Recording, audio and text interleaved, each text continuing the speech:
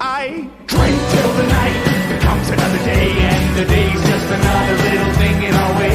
There's something about the way you beat me down that I'll never learn. You're the pint of no return, the pain in my chest, the stain on your dress, the glass in my eye. But this life is a joke, and death is the punch. I Mothers of Mayhem! All right, beep, beep, kids. Welcome to Mothers of Mayhem, an extreme horror podcast. This is your weird book mom, Marian, bringing you the final Hidden Voices of Horror panel episode for this season. I have been lucky enough to be joined by some remarkable guests this year. We've had amazing discussions. But this week, we're finally getting to a conversation that I have been waiting to have for months now. Today, I am joined by an incredible group of authors and reviewers from the African American and Hispanic Latin communities to discuss their views regarding the representation of minority cultures within the horror genre. Hello! Hello!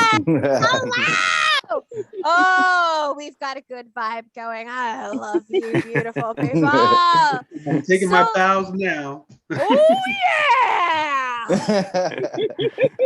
Well, first, allow me to make some introductions here. My first guest is independent horror author and all-around wonderful human being, Darnell Grant. Darnell writes under the pen name D.E. Grant. His book, Cursed Plantation, and you can see a poster for it behind him there if you're watching us on YouTube. This was one of the best books I had the pleasure of reading during Godless's 31 Days of Godless event last October. This book is amazing. I absolutely loved the way it took culture and spirituality and empowered your female protagonist and just turned her into this force of vengeance that was just could not be fought against. I absolutely loved this book. Thank you so much for being here. Thank you, Marian. Thank you. Oh, you are so pleasure and an honor. Definitely, it's a pleasure and an honor. Excited. Up next is remarkable authoress Paula Ashe. Paula's book, We Are Here to Hurt Each Other. It was an absolute revelation for me. I'm just going to tell you, this was like I read this book probably like what at this point, Paula, back in February, maybe even January.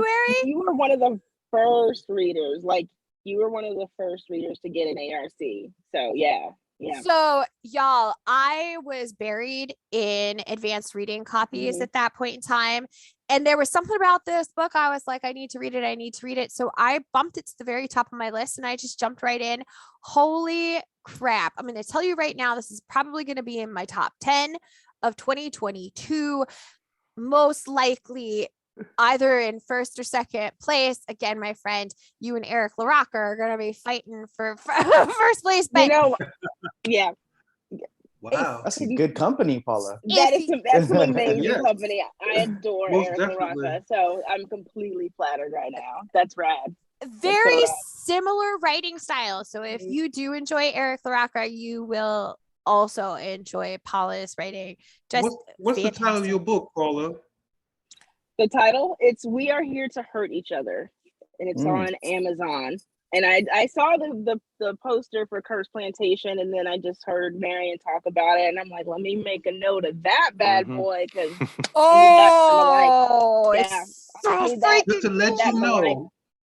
just to let everyone know, Cursed Legacy is out there too. It's a follow-up to Cursed Plantation. Okay. It's out there and it's available. I have it loaded on my Kindle. I've had it loaded in my Kindle since the day it came out. I'm so book stressed. And like I go through my Kindle library and I'm like, I need to read it. And I do that 500 times. and it's terrible. But it's in there and I'm ready. So the third person we have on panel here today is Dread Central film reviewer and expert on Hispanic and Latin horror film, Mikey Peralta Jr. Hey, Mikey. Mikey is awesome. He has been Thank a you. TikTok buddy of mine for quite some time now. Mhm. I'm super grateful you agreed to join us for this conversation today. We very much have a shared love of horror film. He started posting about Jodorowsky, and I was like, oh, I'm here for this conversation. This is one of my all-time favorite filmmakers. Santa Sangra is one of the most incredible films I've ever seen in my life. I love it, and I'm a huge horror film fanatic, so I am so happy to have you here. I'm really happy to be here. Yes. And then finally, I have my fellow TikTok, Instagram, Facebook book reviewer, Jesse Morales. You can find Jesse on TikTok as Words on Paper Official. We have become pretty good buddies over the last month or so, and I am so excited to have you here. Well, thank you for inviting. Oh, and I really appreciate all of you being willing to do this. You know, I have to say the only reason we are doing this panel last, because this is one of the conversations I have been the most eager to have. I thought this panel was going to be super easy to fill, you guys. It was incredibly challenging. It took me a long time to get people to agree to come and do this. It was not like the other panels. I'm still not sure why. I don't know if it's because, you know, within the Hispanic and African American communities, if the fan base just isn't as large, as active, as visible as with the other, like women, LGBTQIA, the mental health community. But this was a lot more challenging than I really thought it would be. And that's still kind of shocking to me. I'm also, before we move on, I do have to verbalize my own personal disappointment. I was unable to find anyone from any of the Asian cultures who was available to join us in this conversation today. I know that on the surface, I very much look like your stereotypical white lady. I am actually 50% Khalkhin Mongolian. So I am a Asian. I am a white Asian. And I was really I'm a Asian. I'm a blend. I was telling Mikey, I am 50% Mongolian. I am like one of Genghis Khan's many great grandbabies. And the other half of my blood is straight up Norse Viking. I chose, like, if you ever wonder why this girl likes violence, because it's in the genetics. But I was really hoping that I might be able to find somebody from the Taiwanese, Filipino, Japanese, Korean, and Mandarin cultures to join us. And, you know, that was the hardest. I was not successful. So I am so grateful for all of you being here with me. I'm sure we all feel the same way. Yeah. So let's kick this off. I would really like for us first to discuss about what each of you recognizes your first exposure to horror and what it was about that book or film or comic series or whatever it was. What was it about that particular work that ignited your fascination and love for this genre? It doesn't matter who goes first, whoever's willing to just jump in. Go ahead. For me, the early 80s was my introduction into horror, kind of at the height of when we got a little bit of everything, satanic panic, vampires. And so for me, movies like The Lost Boys, Nightmare on Elm Street were basically my first introductions into horror, and have been into horror ever since. I think with The Lost Boys, it kind of made it cool. You're a vampire, and I grew up in San Jose, California. I was actually born out there, which is right next to where they filmed the boardwalk scenes and stuff. So yeah, Heck yeah. being that close to the area really helped out a lot. Oh my God, I bet it did. How about you, other friends? Well, for me, my Go ahead. well, for me, my exposure was a little earlier than that. I'm a little older than you all guys. My first exposure was to Firestarter by Stephen King. Oh yeah. yeah. That's a good one. Was it the book or that the one too. movie? The book, actually, I read the book first before I saw the movie. The Exorcist, that Rosemary's Baby. Yes. So I'm up in age. Thank you. But those things got me into it. It was those kinds of movies. The Entity, The Manitou by Graham Masterton. Yes. That got me into horror, and I've been stuck there ever since. It's horror. I like the screams. I like the jump scares, those kinds of things. That's the thing that's been stuck in my mind. And the biggest thing for me is that you have to get my attention immediately. That's how I write. I get your attention from the first page. And those movies, those things got my interest from the beginning. Absolutely. Even The Omen was absolutely fantastic. Oh yeah. Oh yeah. You're the first person this entire season who has mentioned the film The Manitou. And it has probably been at least 20-25 years since I watched that movie. I'm like in my mid 40s, believe it or not. Stop betraying your age. Stop betraying your age. You're right. But even though it's been that long since I saw that movie, it may have even been longer ago than that, because I was pretty young when I saw it. That transformation scene with like the ripping of the skin, and that was one of the most terrifying things I had ever seen in my life up to that point. Like, I will never forget it. Amazing. Mikey, Paula, what about you guys? I'll go ahead. So Yeah, go ahead. I begged my mom to let me watch A Nightmare on Elm Street, the original. And I was 5 years old. And my mom was like, okay, you can watch this movie, but I'm going to cover your face on all the scary parts. You didn't see any of the movie, did you?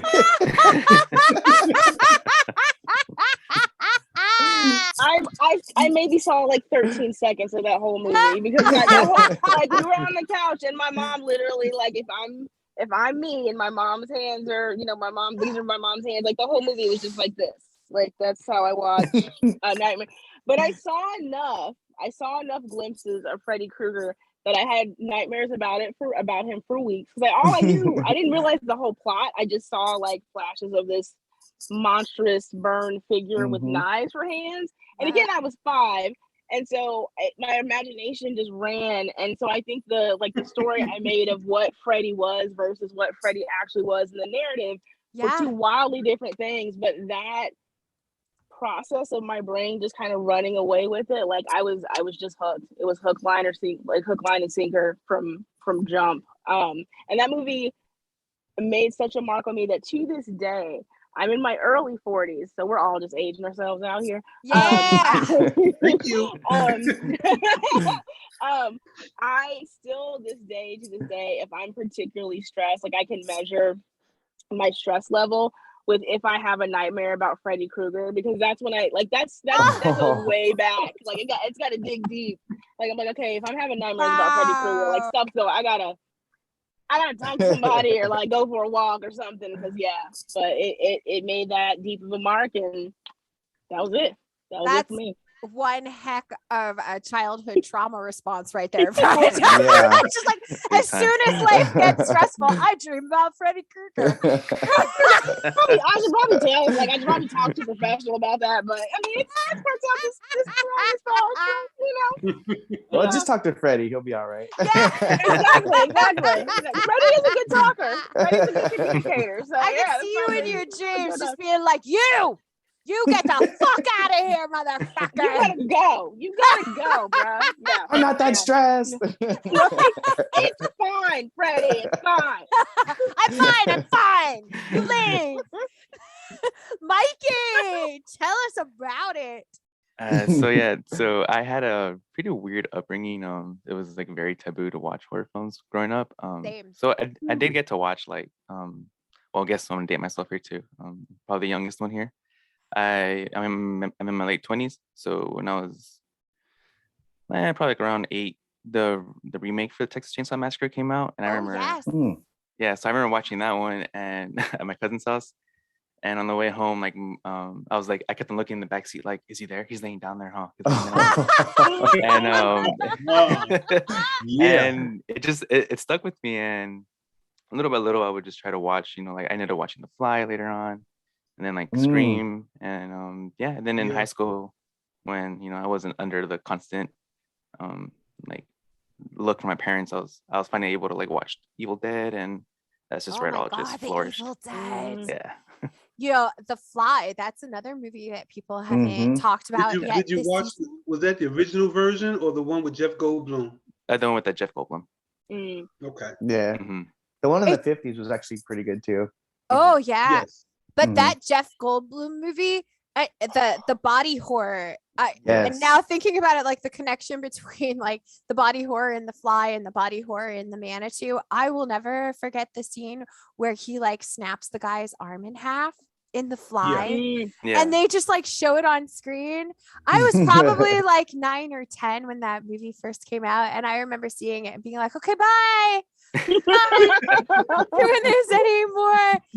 And it just gets worse from there. And it does. It just gets worse and worse and worse. My first one was Night of the Living Dead, and it was one of those.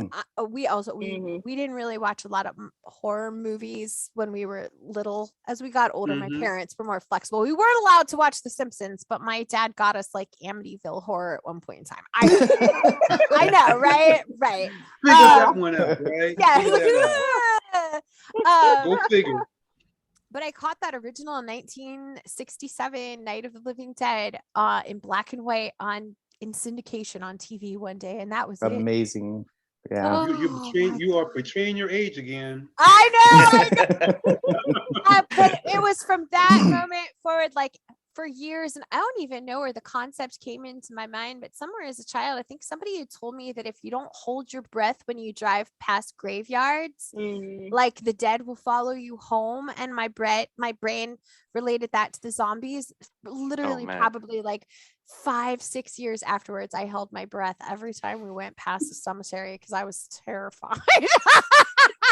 Well, I don't know if Mikey does this, but like growing up Catholic, anytime we pass a church, we have to make the insignia of the cross whenever we pass a church, and that's to make sure that you stay blessed and you bless yourself and stuff. So kind of similar. Do you still do it? It's kind of like muscle memory. You're driving past the Catholic church, you're like, heck yeah. I used to. I ain't taking no damn chances. Right. Yeah. I don't want to get to the end of my line and find out this stuff was real this whole time. Or you don't want to be like Damien and have a fit. Yeah, no, absolutely. This is all for you, Damien. Love me some Damien, that's for my sure. gosh, I love that movie. All right, my dudes, let's jump in right here and now into a really like hot topic. Let's talk stereotypes and tropes. This stuff drives me absolutely literally bonkers. Here we are in 2022, and I feel like these things are still so pervasive in the art that we are getting from the horror communities. So like the first one right off the bat, do you have melanin in your skin? Yes. Oh, sorry, you're gonna die. And you're usually Yeah. the first to die. Yes, Yeah. you Yeah. will be Usually one of the to first die. to die. Complex magazine, which was started by the gentleman who founded Echo Unlimited. He had his journalists do a research study that showed that it was still like 90% of color or African American characters would be the first to die in horror films and Yes. horror books. Yes. And Mhm. here we are, 2022, and that is still the Mhm. way Mhm. it is. And that I can't handle it. I can't handle it. Well, I feel like that's movies' way, like, to bring the comic relief, is they're using them as a comic relief, and then like, okay, we're done. I mean, that's with movies way back in the 80s, like Nightmare Warriors, Nightmare on Elm Street 3, Oh yeah, they yeah. had the Mhm, comic mhm. relief, Mhm. and that was a great character. And then you go and kill him off, especially in the next movie, number 4. He was Mhm. in there for like 5 minutes, and then he was done. I was like, dude, that would be a great character to carry throughout the story, Yep. to make a hero. I mean, yeah, I don't understand that either. Absolutely. One of my There is- favorite characters from last year was the little neighbor kid in Halloween Kills. He was so Yeah. funny. He was He the was. best written character I have seen in a horror movie in a long Mhm. time.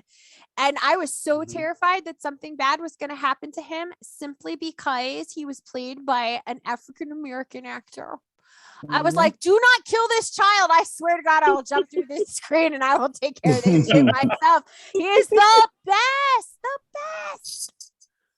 Mhm. Such realistic It reactions. seems like all the horror movies, especially in the 80s, they have the certain, you get a group of kids together, and then there's this one black person who 9 times out of 10 does not have a black girlfriend. She has a Right. white girlfriend, Mhm. and then a bunch of kids to get together, and sooner or later he makes a stupid decision and goes out there where the sound is and has a horrible Which death. is Yep. Let's get in the shed Yeah. with the chainsaws, not the Yeah. running car. right, which is not, this sort, like, I don't know, I don't want to speak, I don't mean to speak in like generalities, but I know, just for me culturally, I'm the last person to go investigate a strange sound. I'm not going, Oh yeah. Yeah. You're not like standing in the middle of the cornfield, Paula, going, oh man, the intoxicating sounds of a chainsaw. I must follow it. oh, no, I'm not. I'm sorry, my hands right here. But I think, like, yeah, I mean, so we've all been talking about the movies that we've grown up watching, and I remember, just it was the movie that really changed for me and allowed me to see myself. Not to say it was the first one, but the 1990 film Tales from the Crypt, Demon Knight, where then just Jada Pinkett was, the main protagonist, the final girl, in that film, and it was like, holy shit, we can live through the whole movie and like be the hero, and she's a girl, like, like that meant so much to me. So, we've had a very long history, particularly within like African American culture and like representation in the media and in horror media, where there have been like main characters who have, the plot has hinged on them. I mean, it's happened a few times, and then Jordan Peele happened, and that really, like, Jordan Peele changed the game. But like, even like, even like Marian, like you were saying, and Darnell, like you were saying, like, again, it's still 2022 and we still have this happening. And so it's almost as if it's just like people, I mean, I can't speak for other people, but it seems to me as a viewer and as like a reader, people just don't know how to write outside of those stereotypes and outside of those tropes. Yeah. And I don't know why that is, because there's plenty of material available to like, I don't know, to like guide you on how to not do that. So I don't know. It's strange to me. It's strange that still happens now, given the success of, stuff like Lovecraft Country and Oh, Like, I yeah. think Get the Out, people you know. in charge, though, the uppers, are Yeah. the ones that are seeing this material, and they're like, This isn't no, relatable. Yeah. exactly. Yeah. And I Yeah. think that's where we need to change too, is from the top also, so it'll Yeah, trickle on absolutely. down and have that representation. It's almost like that subconscious, well, this is the way we've always done it Right. phenomena, Mhm. isn't it? Like, this is just the way that things have always been written. This is what works. Let's not rock the boat. Yeah. You Yeah. know, when I was doing more research on these particular issues within the genre, I discovered quite a few research studies that indicated that Hispanic and Latin people are absolutely, without a doubt, the most underrepresented population in horror film and literature. And when they do appear, they're commonly represented as what? What do you think? Unintelligent, comedic, Housemaids, housemaids, criminals. Oh, like aggressive, because yeah, overly Mhm. sexual, Cholos. unprofessional, cholos. It's still Yeah. very, Hot-blooded, the hot-blooded Latino women, and yes, things of that Mhm. nature. yes, Yeah. Spicy completely Latina. illogical. Yeah. But then when we want to use them in a way that will make them scary or frightening to the audience, they're the bruja, they're the shaman, they're the Yes. one with the mythical, magical powers. And then, of course, Yes. going back to the African American communities, we then also have the voodoo priest and priestess. We Mhm. have I'm sure we have all seen this one a million times, the magical black godfather or godmother. I think the first Mhm. one we always think of is Dick Halloran in The Shining. The The Shining. only Yes. person in the whole Yeah. thing who knows exactly what Danny's What's going on? powers are, what's actually Mhm. happening, what he's up against. And You then got these Tony Todd in all characters- like the Final Destination movies too. Oh my yeah. God, Oh yeah. absolutely. Yeah. Not about that. Mhm. Yes. Yes. Yeah. And then that character is one of the few characters who doesn't die trying to save that white protagonist from their battle Right. or from their antagonist. They almost always will sacrifice their lives for the white person. Mhm. Yeah. And it pisses me Yeah. off so bad. Pisses me off. Yeah. No doubt. But it happens over and over and over again. And I really do think that it's probably happening almost subconsciously at this point in time. For that, Well, I think that we go I ahead. think that we need a concerted effort. We are what, pigeonholed. I think that is the term for it. That we have to follow a certain formula in order for us to be successful, or for us to be, commercially successful. So we follow this pattern, follow this formula, we'll be getting the commercial success that we desire. And we, as people of color, of writers and authors and readers of color, we need to make that initiative to change that. Because if we don't change it, we're stuck with the same people at the top deciding what our formula is and how our people are betrayed or portrayed, excuse me. And that's the thing that we have to change. We have to change that, because the people at the top are not going to change it, because they're looking at the dollar signs. They're looking at what will work and what makes money. Yeah. That's it. Absolutely. Tony Todd was one of the very first African-American horror movie icons. He's the first one who really gained true fame and notoriety. Like, I mean, I can think like Ken Foray did pretty well after like Dawn of the Dead. Then Rob Zombie started to work with him a lot. But Tony Todd is the one, everybody knows that face. Everybody knows the name. Yes. He's the Candyman. And that voice. Yeah. Oh, that voice. He's the Candyman. Like, he's an icon. And that was one of the first times I really remember things shifting a little. The only other ones I can think of is God bless George Romero. Oh yeah. Going all the way back to my Jazz. very first horror movie, Night of the Living Dead. Night of Who the is the Living Dead. hero? Who is the hero? It is Ben. Ben is the one that gets everybody through that experience. And then what happens to him at the end? He sacrifices his life for who? Yeah. The A white. white girl. Yeah, I feel like George Romero kind of redeemed himself with Dawn of the Dead, because Ken Fore's character flies off into the sunset in that whirlybird.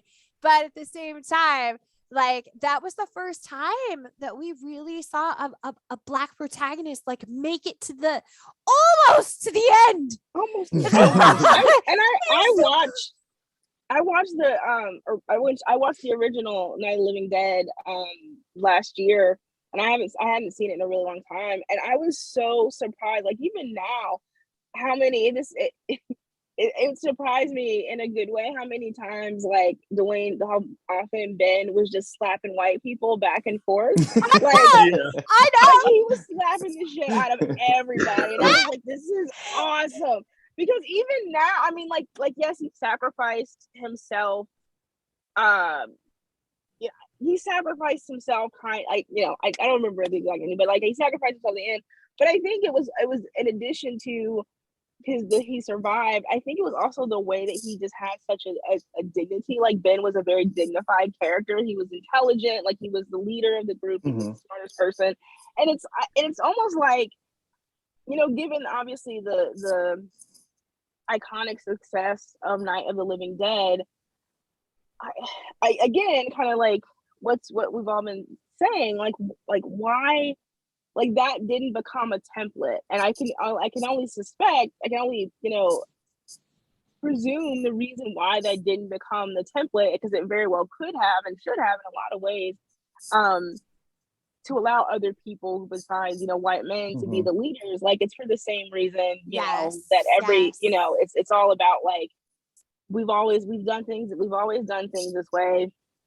It's the expectation, it's the audience, the people the audience can relate to. But clearly, I mean, people can relate to all sorts of folks if the characters are decently, if they're well developed enough, and we can, like, root for them. So I also feel like that whole idea, like, that explanation of relatability that a lot of, like, the people in the upper echelons of entertainment, kind of hide behind, I kind of feel like that's also bullshit. Because clearly, like, we can relate to anybody if it's a well developed enough character. So, and when I think about it even deeper, I don't want to minimize the importance of Ben's character in Night of the Living Dead, simply because he does lose his life at the end of the movie. Part of his death is related to saving Barbara.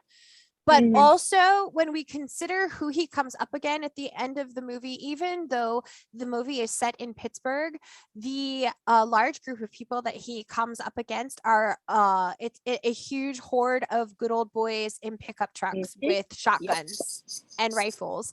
And he knows full well, considering this was 90s or 66, 67, that character knew full well that his chances in that moment weren't good anyways, and they were probably going to use it as an excuse to take him out regardless. So that Romero was so ahead of his time in the way he really portrayed and represented an African-American character. Ben was one of my first loves. I just loved him so much. Well, he wasn't set to be the protagonist. He just came in and nailed his part, and Romero's like, yes, you got the part because you were the best man for the job, not because of the color of your skin. And I feel like that's what we need more of, is you're the best person for the job. Script, scratch the pictures, the headshots, the names, whatever, and pick somebody based on what they're qualified for. And there you go. Absolutely. And one thing I will add into that, it will be just that, well, for me personally, just a secret amongst us, I almost wrote under a white sounding name, to be absolutely honest. I did, because of my personal feeling about people of color in the horror genre. Right. I mean, very rarely do you find, people of color, the Latinos, and Black people Yes. writing in this horror genre. And I Yes. almost changed. I almost didn't even go by my name. I seriously, and I didn't want any pictures taken because No. I'm serious, dead serious. I did not want that because of the way, we are portrayed in movies and in books. And, we don't get the kind of success, if that is what your goal is, your success, if you are like us.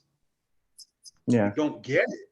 Very rarely do you get that success beyond the Stephen Kings, the Dean Kuntzes, the Robin Cooks. You very rarely get that kind of success beyond those people.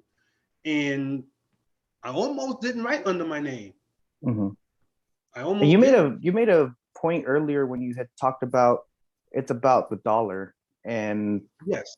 it about sales and about that. And it's like, I didn't think about it until you had mentioned it, Darnell, and because it's about the promotion. It's about the how can we make the most money out of this product or this person or this. And yeah, a lot of times that's what the case is because of the person's name or the way they look, or whatever it is. And unless you sound white with a white name, Mike Yes. Smith or something. Yeah. And that makes a lot of sense. It really does. Yeah. Well, when I think about it right now, we have you, we have Paula, we have Jessica Guess, we have Wrath James White is probably the one with an independent horror who probably pushed but he really was one of the earlier like splatterpunk authors too. So he kind of came on the scene at the same time as Ed Lee when splatterpunk was really just starting to take off. So he came in at the right moment too. But there are, when I think about it, there are not a lot of African American or Hispanic folks writing right now. And when you start considering who's writing horror from within the Asian communities, the people that they most commonly think of are like Junji Ito, who does manga. And then right now, Cassandra Khaw has made a name for herself. But those are really the ones that you hear about the most. And then within the Hispanic community, like we have V. Castro, we have Carmen Machado, but the names don't come as quick and freely as they do with the other, cisgendered white people.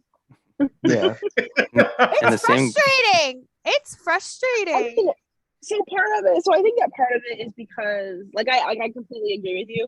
I think part of it is just that. So, like, and again, I am not a comprehensive, like fount of knowledge on, like horror literature and like in the indie scene and all that.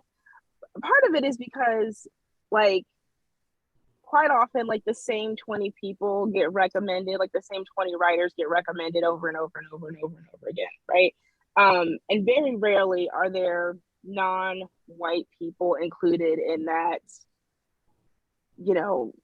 in that pantheon. I'm not saying that it doesn't change over time, it does, but the same stuff gets recommended over and over again. And this is why it's so important, like, thankfully to people who do reviews on TikTok and Instagram and elsewhere and purposefully look for writing and work by other folks, not to the exclusion of like, cishet white men, but like reviewers who actively seek out people of a more diverse, diverse folk who seek out diverse voices, to recommend those people to readers. Because one of the things I have seen recently that I find really heartening is I have seen readers who are like, okay, I have never read a horror story written by, like a trans person. Can somebody recommend something to me? Or I've never read a horror story. I might have to move my car. Okay, I think we're fine. Sorry. I've never read a horror story written by a Black person, or I've never read a horror story written by like whoever. And so the reviewers have a lot of power. I think reviewers have a lot of power. So if you work in the reviewing, zone of horror, because it's all, like it all matters. It's all interconnected. Make an effort to review work by people, people different than the same 20 folks whose names we've been hearing about over the last several years. Yeah, absolutely. Now, Mikey primarily focuses on film, but you've really made that the foundation of your social media presence, is to really focus on horror film from Hispanic, Latin movie directors, writers, creators, producers. And I think that's made a huge impact on the films that horror fans are actually seeking out, because it is still very true that besides Jordan Peele and what's the name of the young woman who just did the Candyman remake? Why is that? Yes. We're not seeing a lot of that being put into focus. And Hispanic and Latin filmmakers, especially in the late 60s through the 70s, in the 80s and 90s, were making some incredible visual art. Incredible. And not a lot of people actually know about it. Like, most of your horror film fanatics are going to sit and they're going to be like, oh, Argento, Craven, Clive Barker. But they don't realize all of these geniuses that made art that's so much more than anything we've seen in mainstream American horror. So, and I really appreciate that, because I think a lot of younger people who follow you are now picking up on all of this and going and giving it the attention it deserves. And I will say too that a lot of it does deal with, like, I was thinking about what you guys talking about, the writers. And a while back I was trying to find a bunch of just like Latino screenwriters, and there wasn't many. And the ones that I did find are typically writers and directors, which like just kind of putting two to two together, which means like they couldn't find, like, the big studios most likely didn't want it, and that's why. So like Gigi Saúl, like she started off as a writer director, and luckily now she's with Blumhouse, so we're getting all these good films from her. Or like even Isa Lopez, she had to make her own film with Tigers Are Not Afraid. Yep. And even George Romero, like he was a writer and director, an indie director in the beginning. Yeah. Wow. And that had a lot to do with why there's such a lack of representation. Oh, absolutely. So, friends, we are all very, very much huge horror fans. If we weren't, we wouldn't be here together right now. Exactly. So my really big question is, how do we reconcile the cognitive dissonance that attacks us and comes along with being fans of a genre that tends to lean towards things like homophobia, misogyny, racist tropes? Like, how do we kind of come to terms with that? Like, we know this is a problem. We know it's an issue. What was it about this genre that made us love it anyway? I love this question. I'm not going to answer, but I am going to answer eventually. But I love this question so much. But anyway, go on. Yes, please tell me. Well, go ahead, Darnell. Go ahead. Me personally, I really think it's important to have conversations like this. I think it's important to have people like Darnell and Paula who are actively writing source material and putting those characters out there. I'm a member of the LGBT community as well, so I'm a minority, and I'm also represented in a different way as well. So for me, it's not so much that I seek out those specific characteristics or those specific tropes. When it happens, it makes me happy, and I really like seeing it. And it's like, oh my gosh, you just feel like you're that connected to the characters or the writing, so much more. And it really does make a big difference on the reader or the person watching the movie when they are able to see that representation. And for us to move forward, like I said, it's definitely to have conversations like this and to encourage Paula and Darnell, other people writing that, yeah, you are a person of color, you are a person of different gender or mix, whatever it is, go out and do it because we need your voice. Oh, yeah. Well said. Well said. Well I said. really, really hope think- the generations coming up will move beyond that too. I think it's more of a concerted effort. We have been brainwashed or conditioned to believe that this is a competition, not a brotherhood. That we are conditioned to believe that we have to get that next viewer or that next, reader above all else. Yeah. And when we come to a point that we understand that what I write may not be what you write, and there's an audience for what you write or for what I write, and back each other up, I think it has to be a concerted effort, that we cannot stand and say, well, I'm in competition against you. You're going to read my book and you're going to read my book. Suggest other people within your genre, or suggest other people of color or whatever nationality you may be, or suggest other people. And I think it's a concerted effort. We need to make a concerted effort. It's just that when you get together and it seems like everybody's holding their secrets or holding their connections to themselves. And once we get past that, I think that we can see more of us represented in a more positive light or in a more different light. But until then, we have to get out of that mentality that it's a competition. And it's not a competition, because there are enough readers. There are over 8 billion people in this world. There's enough readers for everybody. Oh my God, yes. And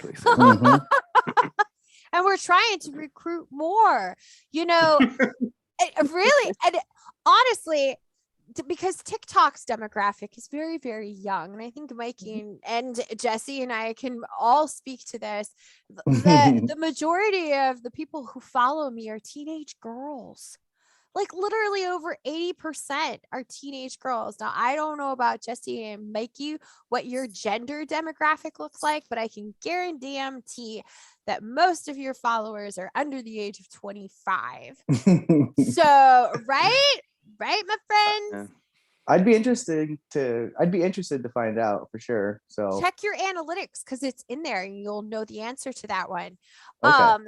But I think it's really important, like Paula, you had mentioned earlier, the reviewers have a lot of responsibility in this as well.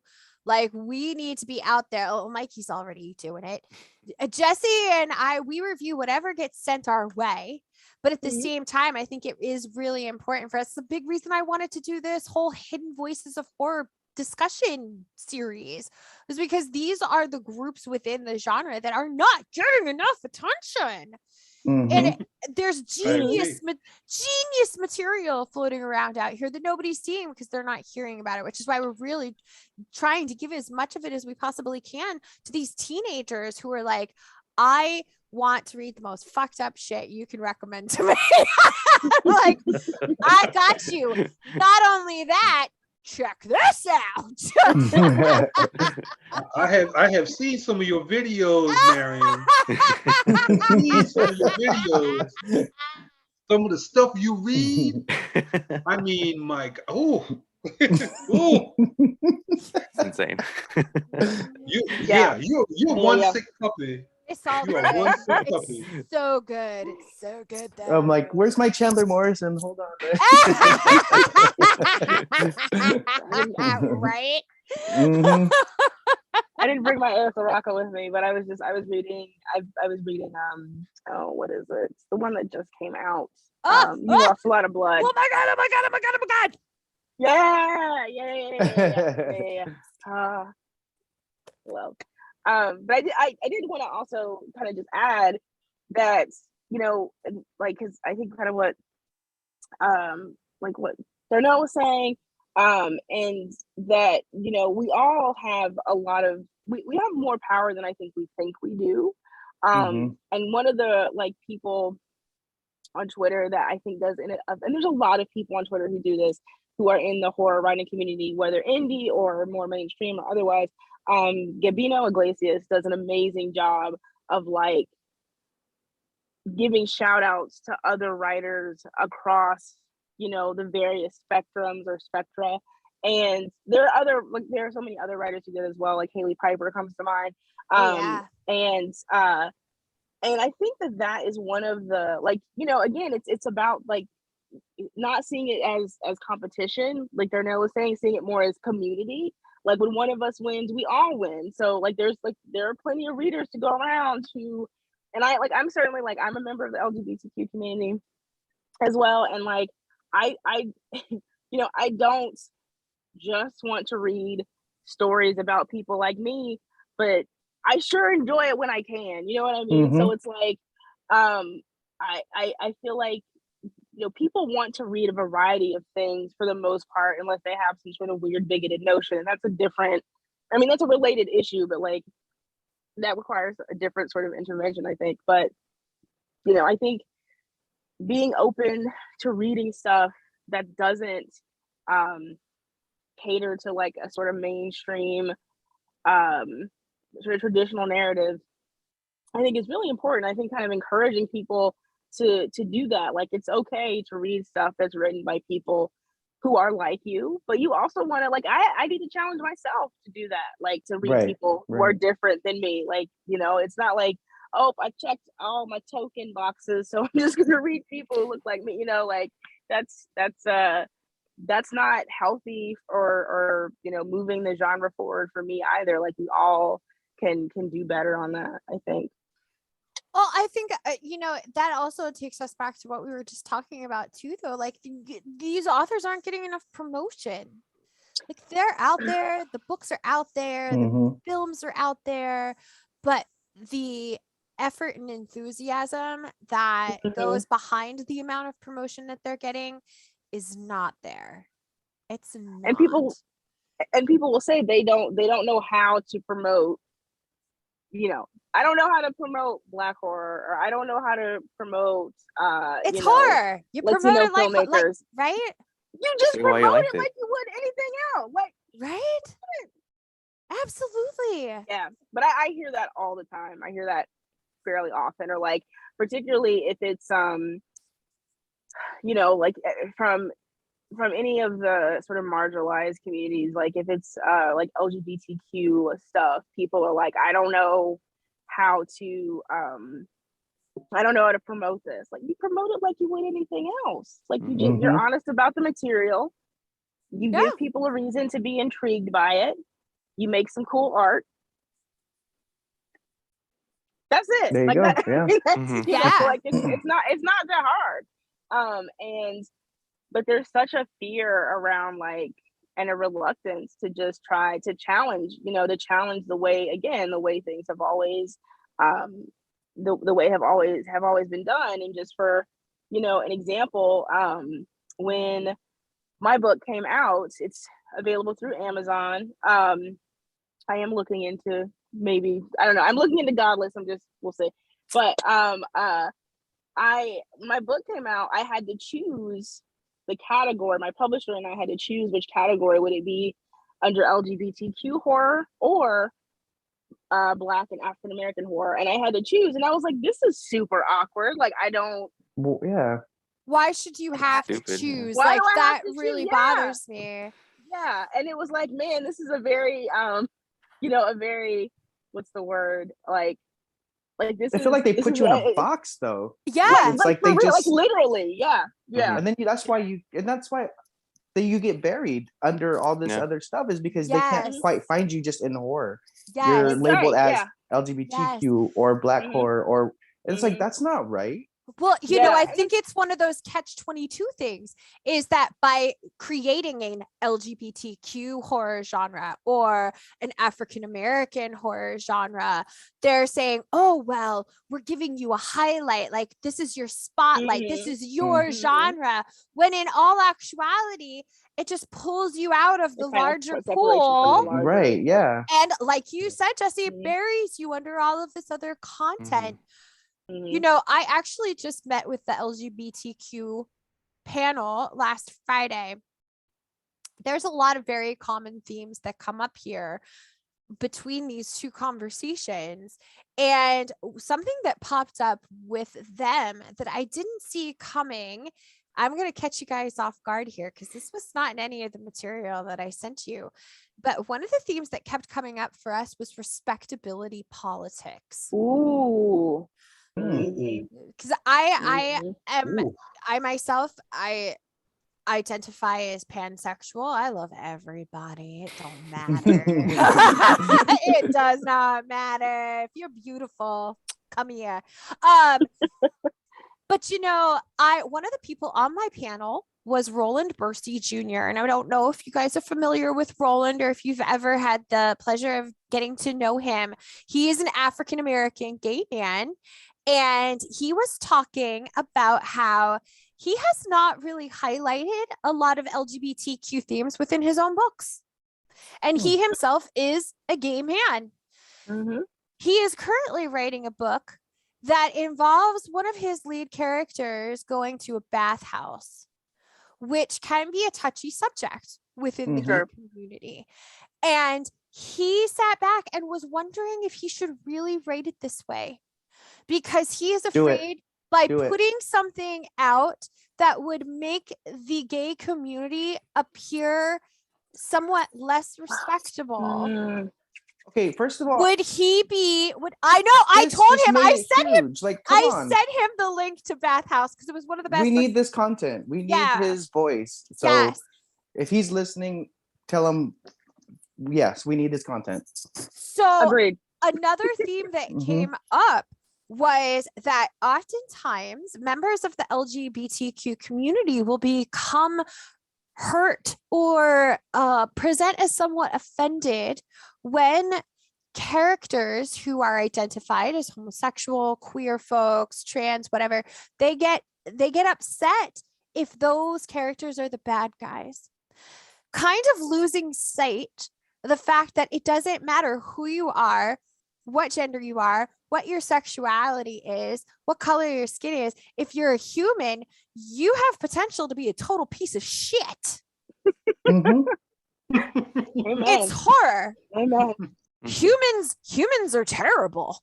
Those are the scariest books. Yeah. That's the scariest content usually, is when a human is the the villain, because that shit happens all the time. Sorry, my language, but you came to the right fucking podcast, friend. That's true. That's true. So here's my question for you guys. Has there ever been a piece of horror art or within your own works, a theme or a situation that you did not want to write, or a movie or a book that you were worried about reviewing or talking about because you were afraid how the rest of the community would perceive those characterizations? In regards to respectability politics, like how do we get the respect and the political parity we want if we as a community are not always seen as, I hate to say it, but perfect?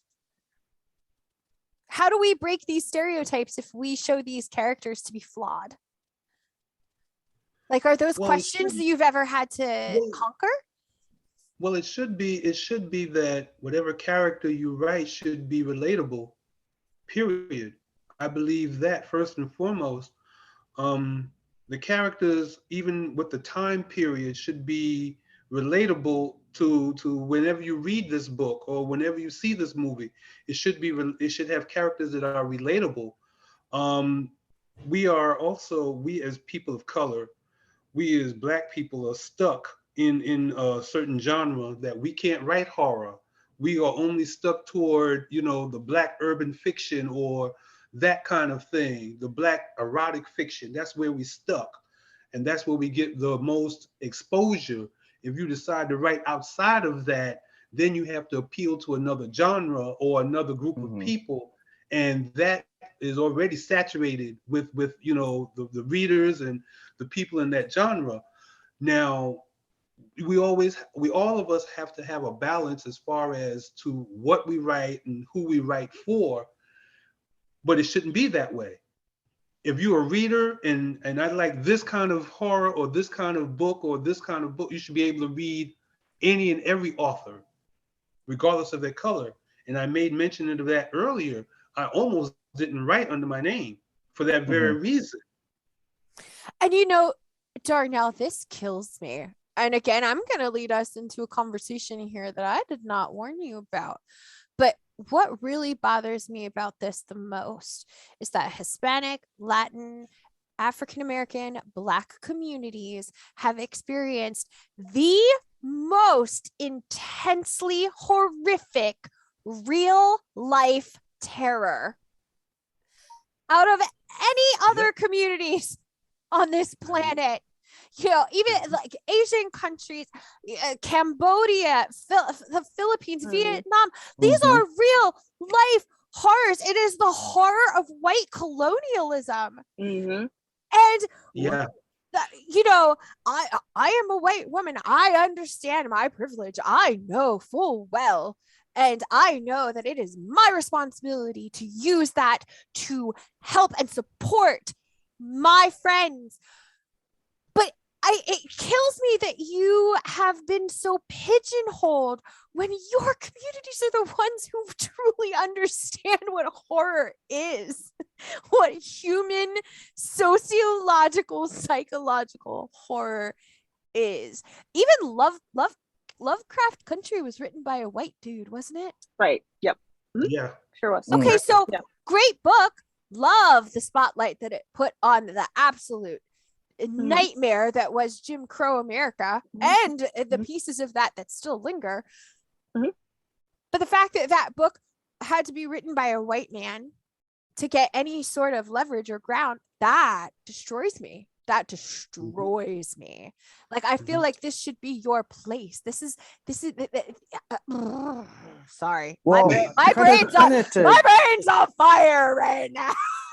Kind of to piggyback what Darnell was saying is, I know that growing up for me in our household, we were always taught to just stay quiet, don't say anything. Oh my God. You know, and so it's generational though. And that's the thing is we were always taught, stay quiet, mind your own business, don't get involved. And that type of mentality subconsciously really plays a part of how we pick things to read and watch and stuff like that. And I think that's where we personally have to take, like Darnell said, take responsibility of those and break the molds. You know, we need to pick that up.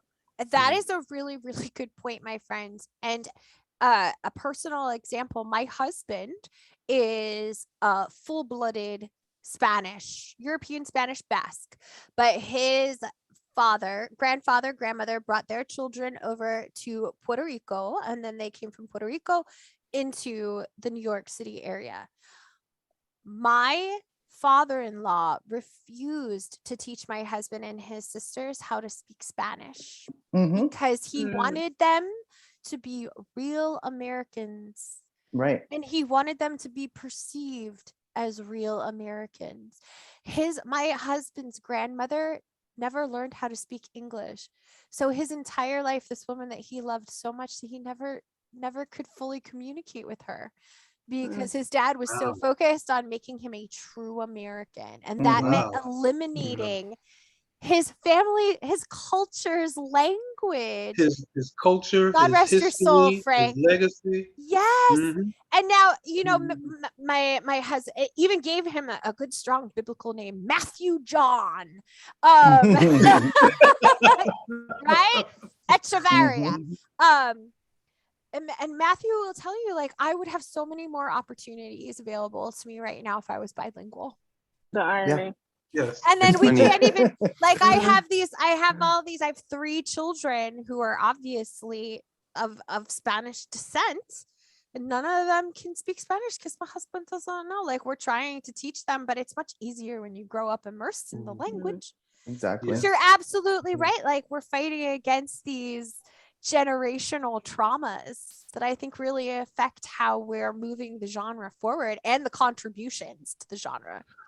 Well, I tell you like this, My first book, you read Cursed Plantation. It Yes. takes place during slavery, and that's Yes. a very touchy subject. It's a very Mhm. touchy subject, and I sort of hesitated on writing about that subject because it is a touchy subject.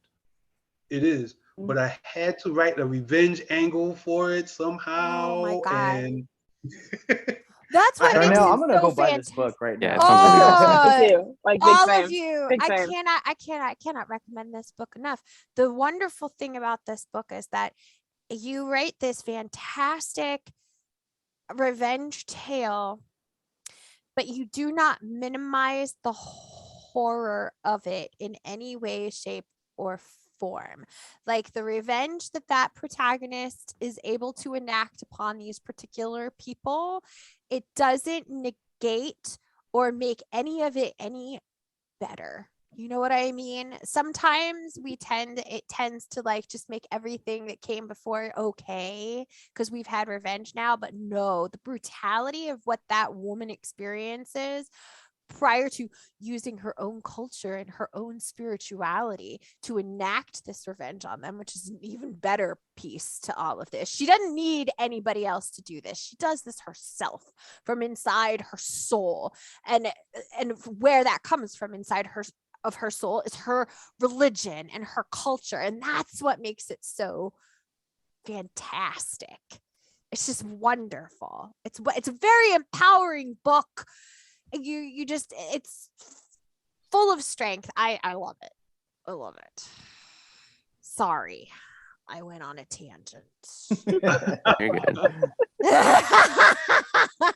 That's great. You know, there's something I noticed in mainstream horror though, is that they don't really like how Darnell said, it was like it's kind of scary going into these past like horrific situations because like in horror there aren't many horror films like that. I mean in American horror, but if you go to like in Canada, you know, there's just one that recently came out in 2019 called Blood Quantum, which is about Yes. Oh, love that you movie. know, indigenous Yeah. colonization, well So colonization to the good. indigenous people.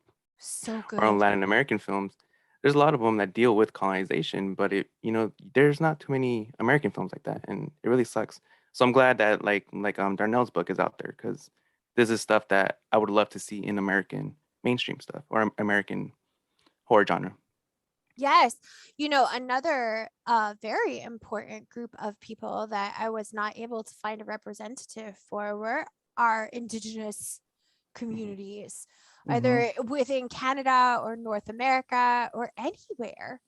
But again, they suffer with such terrible Mm. tropes and And they still stereotypes. are. Absolutely. Mhm. Absolutely.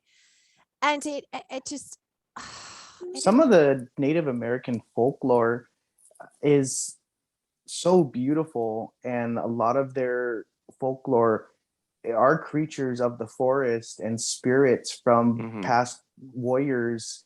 And I like, how fantastic would that be to read? And oh my God. I would Exactly. encourage anybody who's Native American, indigenous, like some of those stories should be brought to life. I I would, if I was a writer, I'd probably seek some of that stuff out for sure.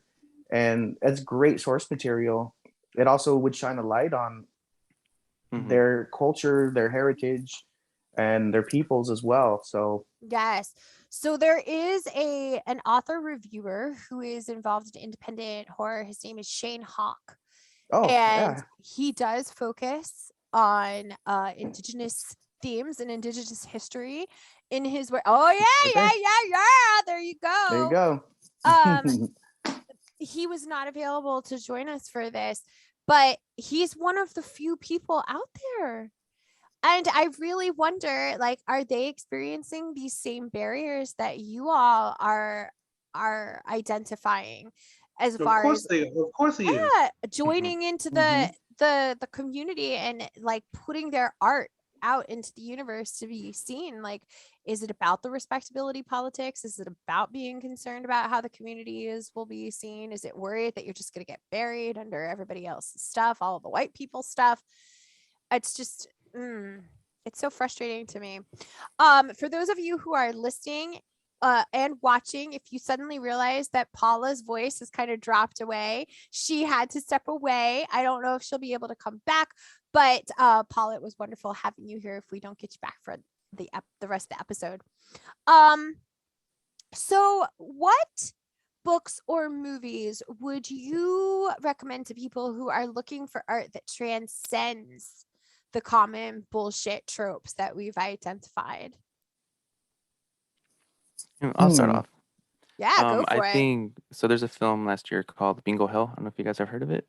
No, what's It's the by Okay, what so is the director is by I mentioned her already, Gigi Galarza Guerrero. okay? And I think so what I love about this film is that it grabs a bunch of minorities. So we see a bunch of so there's a bunch of Is minorities. that an A24 film? No, it's actually by Amazon Prime. Oh, okay. Yeah. And Oh, so it's free for those who have Prime. yes. And it's about gentrification. And what I also liked about it is like it's all starring the older generation. So not only do we get like POC characters, we also get the older generation of POCs, and they're in a horror film and they're just having so much fun, and like it's a great film that Oh my god. I highly recommend it. Like it's a little like schlocky and stuff, but it's just so fun, and it's like That makes it even better. yeah. I would say just check it out. So while they're all again, playing what was bingo, the right? title Is of that it the- again? Bingo Hell. I'm sorry. Oh, Jesse? Bingo Well, they're sitting there Hell, playing yes! bingo. Yeah. Yeah, yeah. you know what I mean. Like, yeah. And the devil comes. The Yes, devil yeah, shows yeah. up and he starts running the Yeah. games. Yeah. Yes. And then the devil, I can't remember his name, but it's like the old white guy from Yes. yeah, that guy. Can't remember his name, but it's great. You know, I always go back to Romero's Night of the Living Dead and Dawn of the Dead.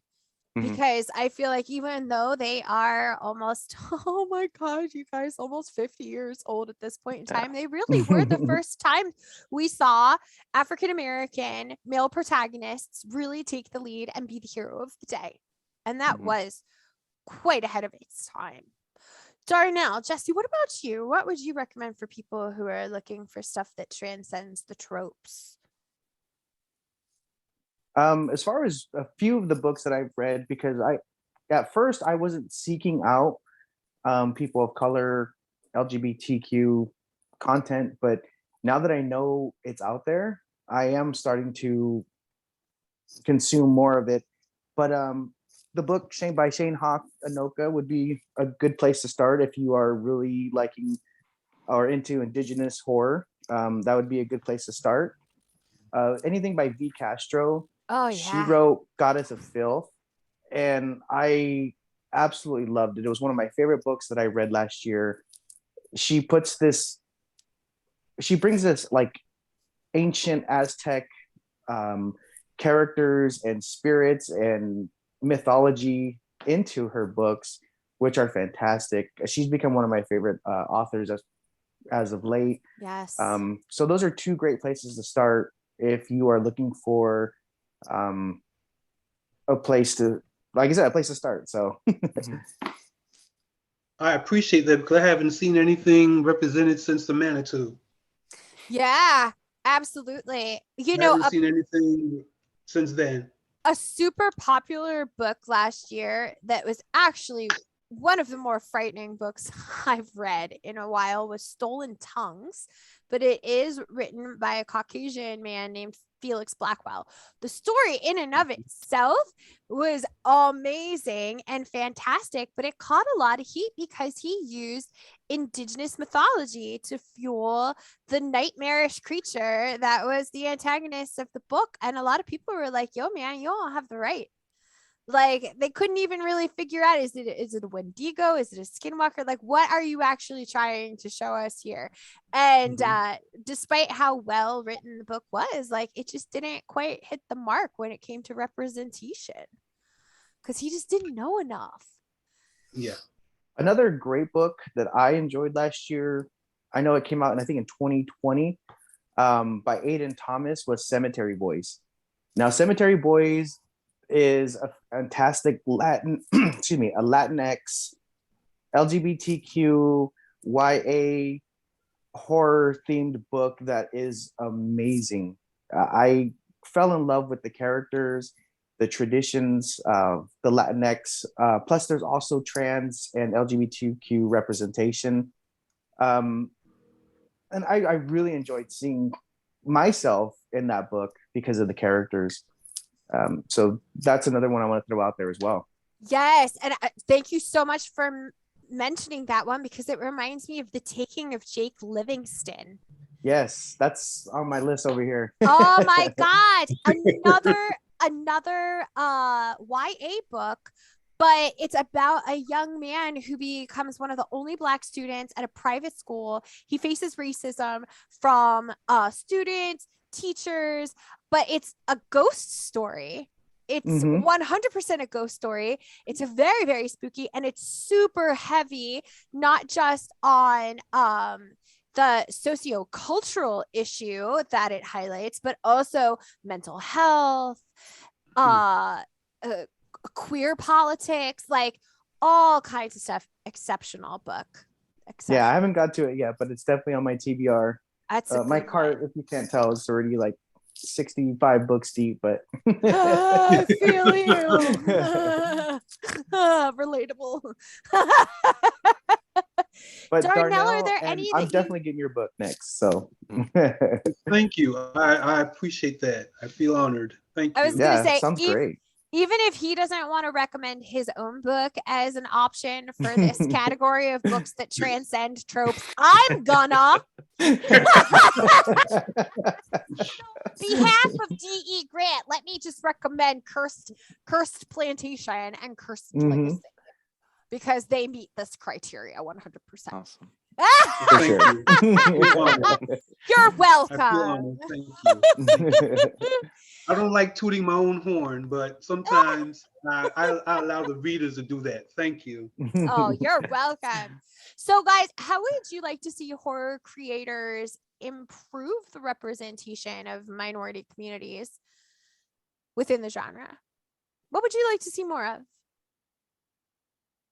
Some of my favorite, I'm going to talk about movies and the books, but some of my favorite movies that I've had the most fun with are movies like Candyman, Tales from the Hood, those type of movies, like, because they're so relatable. And I feel that really people shy away from because they don't want to get blacklisted, or they don't want to be put on a pet, an area that's where it's like, well, sensitive content. It's like, no, we need that stuff. We need those voices. We need to see that representation on film and empower those people. But as far as books go, I think we're at the start of this huge spike in authors of color, authors of queer representation.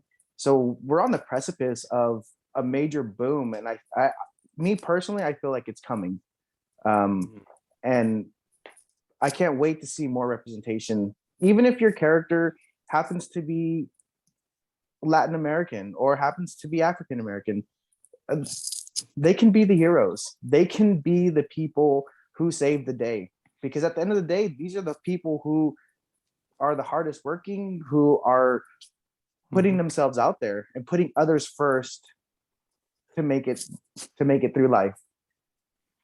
Okay, these are the your communities have risen above so much challenge and struggle and just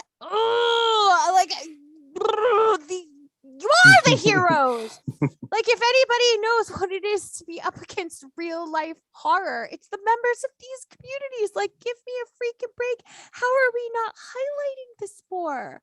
Right. Like, we already talked about the real world is the most frightening place you can possibly be. Like, how are we not respecting the real life horrors that your cultures and your communities have already experienced, and yet you're still out here fighting, kicking, making sure you are visible, and making sure you're receiving the parody that you deserve? We need to see it within horror as well. Not just as the trope. Period. Not as the funny black not guy, as the first person to die, not as the first person to die, right. or not as the mythical the mythical godmother, the mythical godfather who comes The in. mythical other. Oh my God, Mhm. yes.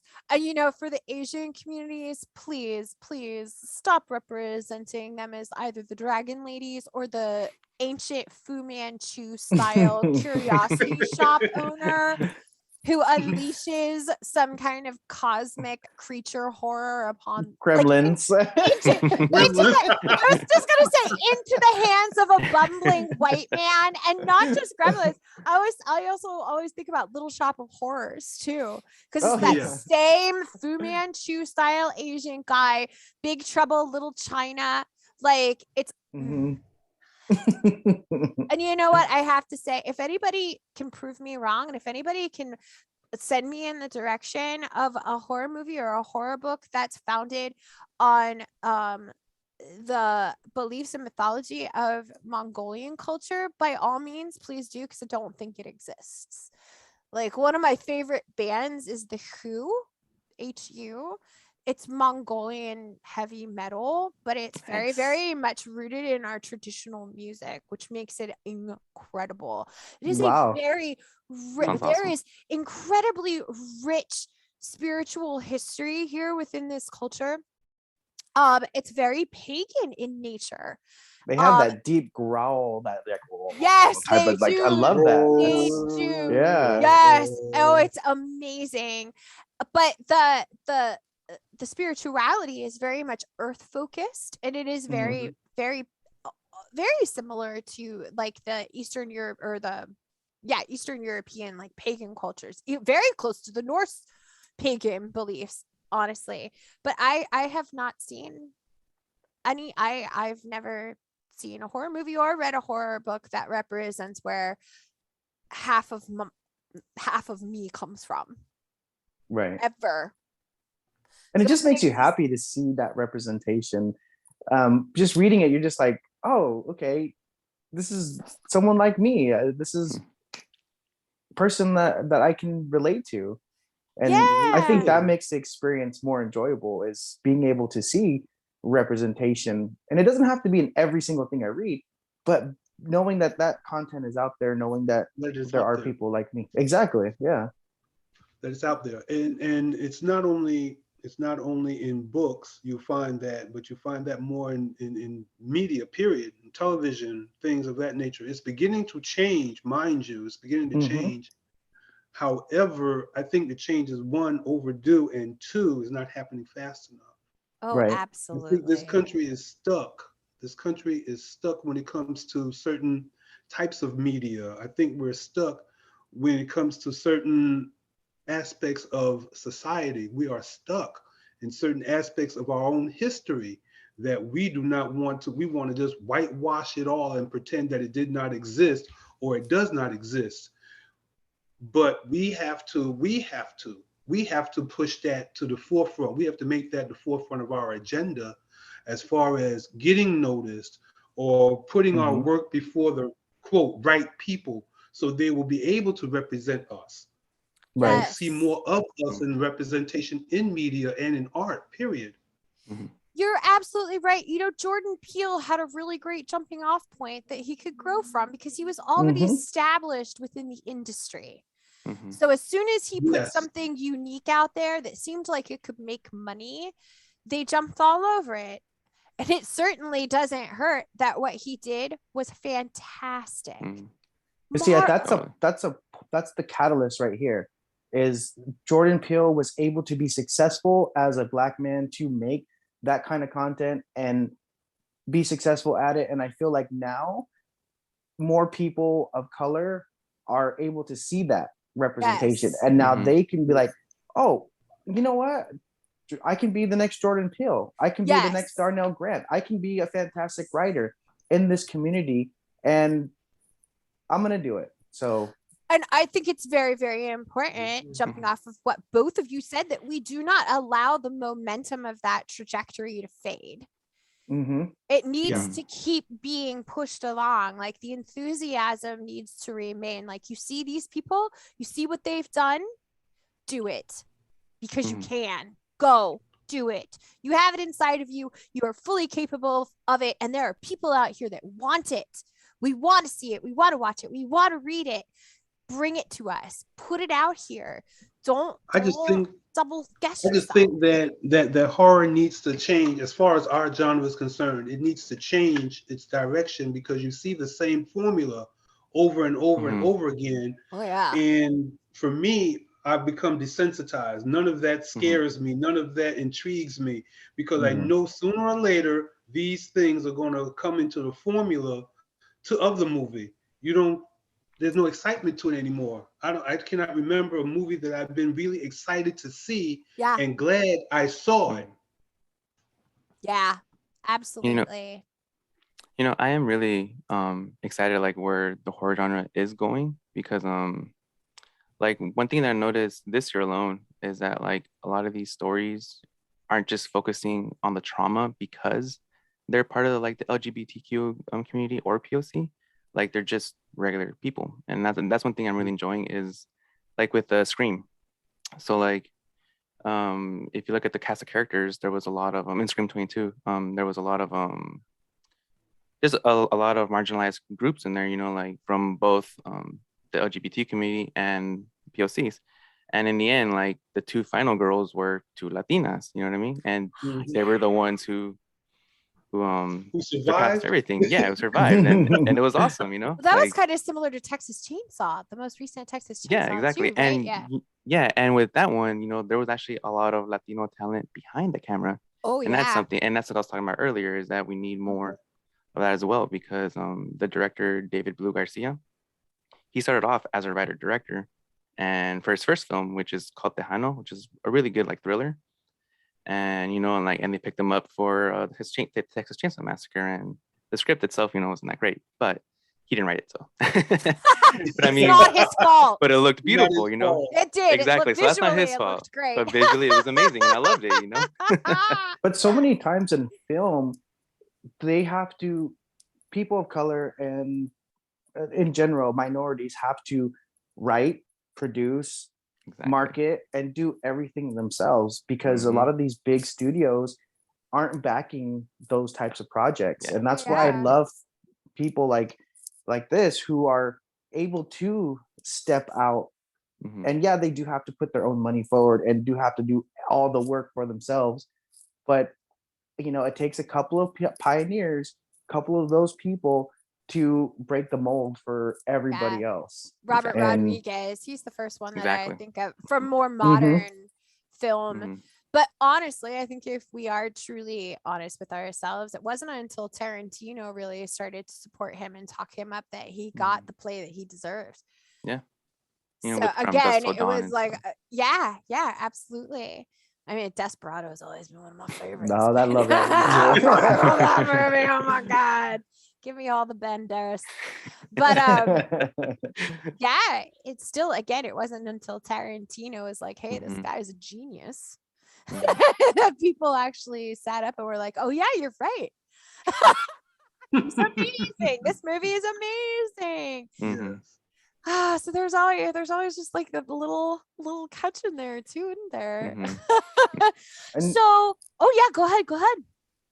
Just for one thing, like me personally, it took me a long time to accept my queerness and being out as well. So I think a lot of us, like you said, have voices, and we are more powerful than we think. Oh yes. And a lot of it is we need to trust in ourselves as a person and then as a community to support each other for that. And once that happens, that's, we personally need to stop being afraid of what someone else is going to think or what someone else is going to say, and just push through. And I've seen a change in myself personally, being able to accept that.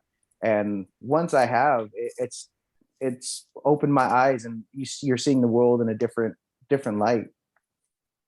Absolutely. See, that's going to have to happen in society as a whole, right? Because as being, a person of color, being Latino, and then being part of an even smaller minority, is going to have to take a louder voice to be heard.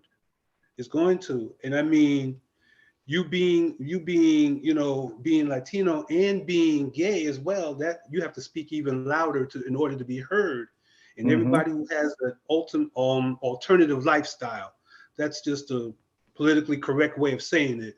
But having that, that pushes you away from at large America. It's unfortunate, but it's true. It's true. It I is. mean, for those who are dealing with barriers to corporate America, being Black, being Latino, being gay, being whatever, you're being pushed further back. So that means you have to get even louder in order to be heard and recognized. And once those communities come together, regardless of who you are, what you are, or everything else, be able to get together, we do have a lot of power. We have more power than we give ourselves credit for. I believe that. My God, yes. Tonight, and we can push, then yes, I think we can accomplish some things. Oh, 100%. Well, friends, thank you so much for hanging out with me today. I think this conversation has been absolutely fantastic. This has been wonderful, and I'm really excited for people to hear this episode. If after this airs, we have listeners who would like to reach out to you, to contact you, do you feel comfortable with that, for one? And if yes, where would be the best place for them to find you? Wow, I can be found on social media, of course. Facebook, Twitter, Instagram. I can also be found on my own website. I have my own website, darnellgrant.com, my own website. I can be contacted via email at curseplantation.com, at yahoo.com. So I can be contacted any number of ways. I welcome that. I really do, because that allows my unique voice to get out there. And anybody else's that, you know, needs to get out there, I surely support it. Every now and again, I support and I hype other authors, you know, not just tooting my own horn, because I can do that. But as you should. I want other people to be able to have a voice as well. So I give credit to other authors who have written some fantastic stuff out there. There is some fantastic stuff out there. And I thank you, Jesse, for giving me the direction to go to in order to give other people voices that I would want to hear as well, or it needs to be heard. I appreciate that, Jesse, very much so. And I appreciate you as well. I mean, your voice and your experience as being a person of color, we need your voice as well in our community. And we need it, honestly. That's it's needed, period. Yeah, for sure. Something I would really, really love to see happen within the next few years is the rise of independent publishing companies run and founded by POC people. I want an independent publishing company from Hispanic, Latin, horror artists. I want a publishing company, Darnell, Paula. I want a publishing company from African American artists. Do it, Darnell. I think I heard. This is what we need, though. I think it'll really help other horror artists feel more empowered, right, to create what they want to create when they feel the support of other community members behind them saying, yes, we're going to support you. We're going to help you get this out here. We're going to give you tips on how to promote. We're going to send you in the direction of reviewers who we know will be all over this and who will help get your name and your work out there. Like, I think that would be hugely impactful on anybody who knows forward. Jordan Peele's information, let me know. Because he's got a great book that would be an excellent film. That is my goal. I want him to get a hold of it. I really do. Because, you know, when he made Get Out, Yes. and Us, and that movie was just about us, and it was great. And that inspires me. If I can get that book in front of that man, I think that it would be great, because it does touch a subject that America doesn't want to deal with, but it will bring it to the forefront, because that's part of our history. We can't avoid it. It's part of our history. Absolutely. So I would love that. And there's a lot of others, but they're dealing in such a realm that is hard for the people in the corner, more or less, to get heard. So you have to scream a little louder. Oh yeah. I'm screaming, Jordan Peele. Yeah.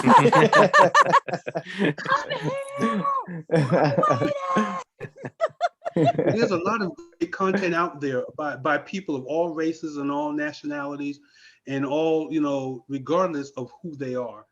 You know, we put so much emphasis on our sexuality, and I tell people all the time, I do not have to carry a sign saying I'm straight. I don't have to. It's not a political issue. It should never be a political issue. Yeah. It should never be a political issue. Who you have your intimate relationship with is your business. Yeah, absolutely. And yet we cannot change the physical traits that identify us culturally.